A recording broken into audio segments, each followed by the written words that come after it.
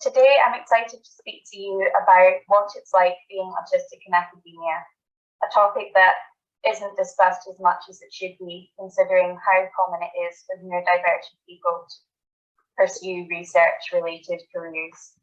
Today, I will be discussing and reflecting my own personal experiences, all about what my journey has been like so far, about some of the things I've overcome, the resources I've used to get there, and I wanted to reflect finally on some of the excellent strengths that neurodivergent and autistic people can bring in academia and research.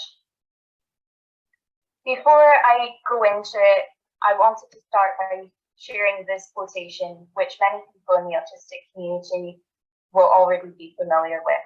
However, what I wanted to let you know is that my personal experiences are not necessarily the experience that you will have as a researcher.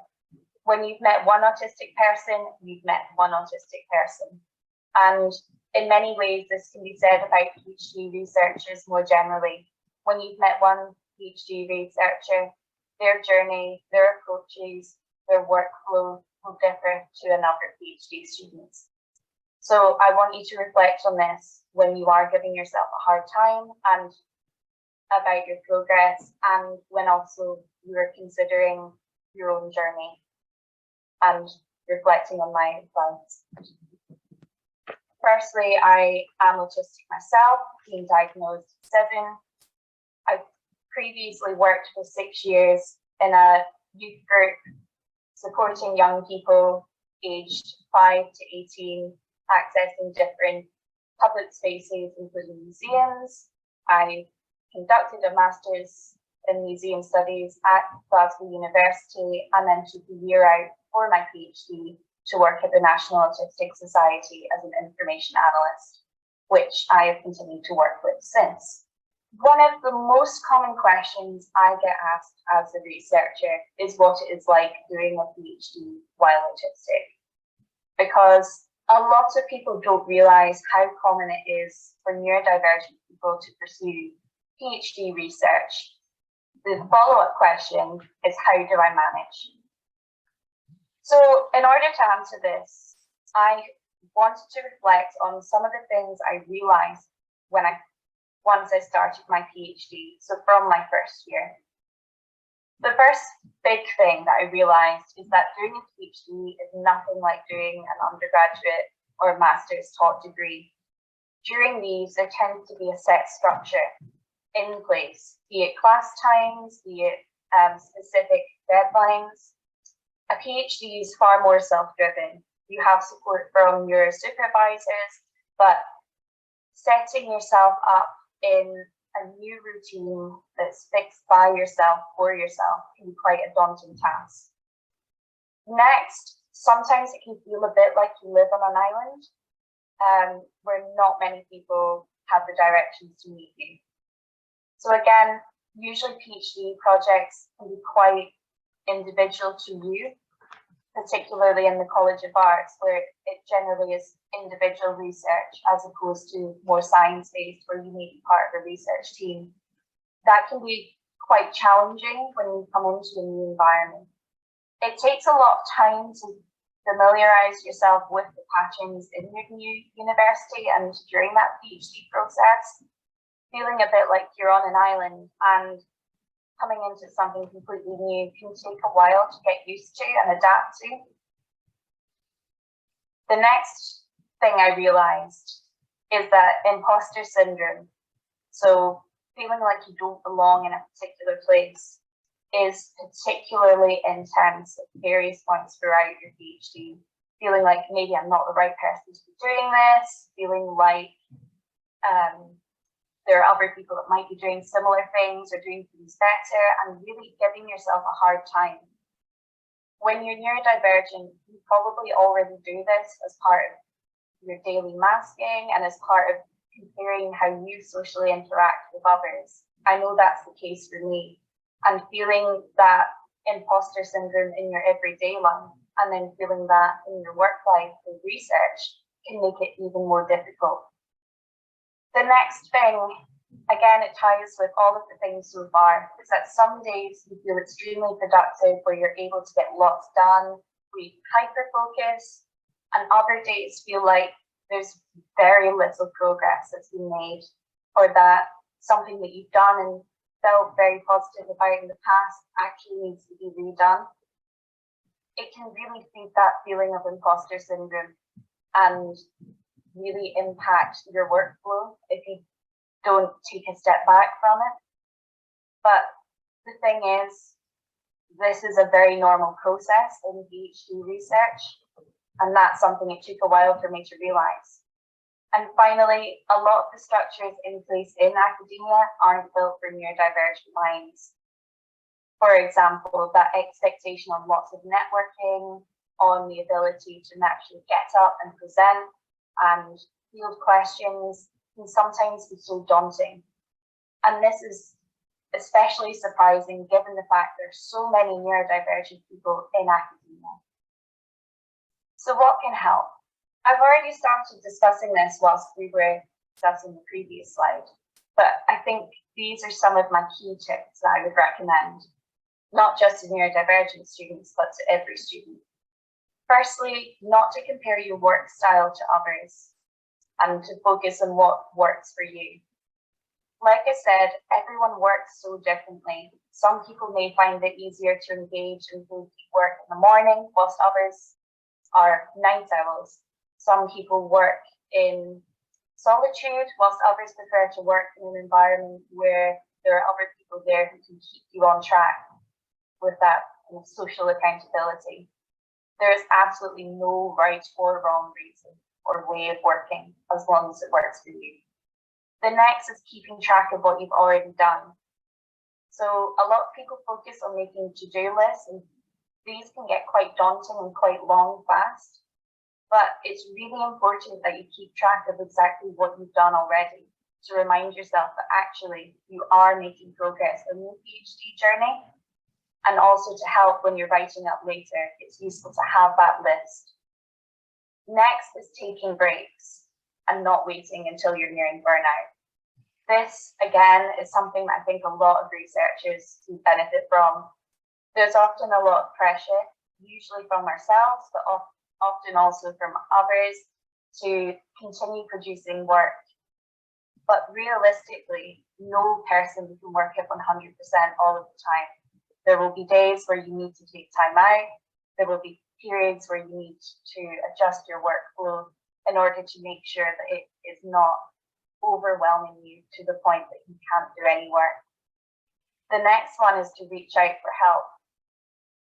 Ideally, you should be able to work with your supervisors to identify certain techniques that may help you with your PhD journey. All of your supervisors will have been through this experience doing their PhDs. Disability service should be able to assist you in setting up any accommodations that you need as part of your research. That may be having a mentor from the National Autistic Society. It may be helping to ensure that you have access to quiet research spaces or office spaces. And then in your personal life, making sure that you have friends and family that you can reach out to when things are overwhelming or when you do need a break. It's really great to have people that aren't in that PhD bubble that you can speak to, that can help get you out of it if you're finding it hard to withdraw and take a break. Spending time with people who aren't as deeply rooted to your research can really be beneficial. But then in contrast, making sure that you know and have a community with other PhD students is so important, because you're all experiencing, even if it's not exactly the same PhD path, but the types of difficulties and challenges and positive times that each other has. You share it even if it isn't directly the same.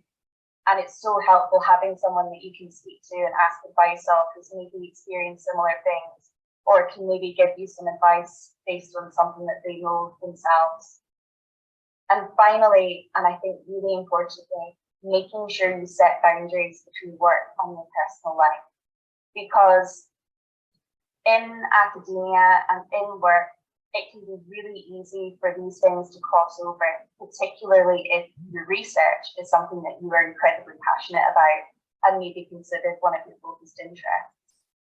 If you don't set firm boundaries, you're more likely to experience burnout and risk not taking the breaks that you need. So it's really important that you set aside time that is firmly yours to pursue something completely different to your research, be it going for runs and go to the gym, doing something that's arty, reading something that's outside of your field, whatever it is that makes you feel calm and gives you a space from your research. Finally, I wanted to reflect on the type of neurodivergent strengths that we can bring to research, because often with being autistic and neurodivergent, we experience being told the things that we aren't good at or are deficient in. But actually, there's a reason why there's so many neurodivergent voices and researchers in the fields that you're in. Firstly, neurodivergent people are more likely to experience hyperfocus, which can result in what can be seen as quite a high work ethic.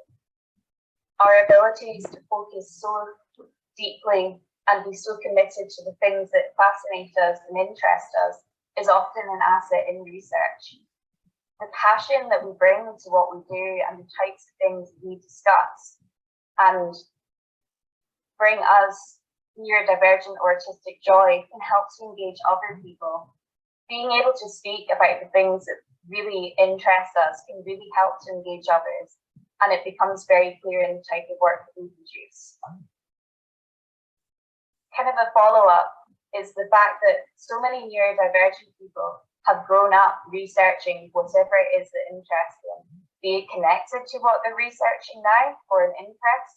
For example, for me, I really research musicians and I really immerse myself into that world. Taking these skills that you have as a neurodivergent person can really benefit your research because you are often so meticulous in how you go about identifying and finding the information that you need.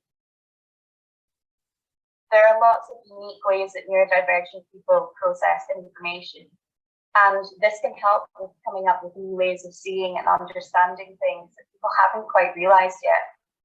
That innovation that we can bring by thinking outside of the box can really help to benefit research, and it's something that we should be proud of as neurodivergent people. Finally, I'd like to share just some final resources that could be beneficial to you throughout your research. Firstly, it's the University of Glasgow's Disability Service. If you haven't already been in touch to set up a meeting, then I thoroughly recommend you do so, as this can really benefit in ensuring your accommodations are met. The Neurodiversity Hub and Neurodiversity Network are incredibly useful resources for finding out what support is available at the university and what the standards are for staff to follow. Then more generally, the National Autistic Society provide great information, and the Autistics in Academia and Disabled in Academia Twitter community are incredibly useful sources for finding out additional advice, reaching out for help, and for communicating about your research. Finally, the three main points that I want you to take away from this, whether you're neurodivergent or not, is that your mental health is a priority, there is always help and support out there if you need it, and your PhD is yours, no one else's. So do whatever it takes to make it what you need it to be. Thank you very much. I hope that you enjoy the rest of the presentation today, and I look forward to answering your questions.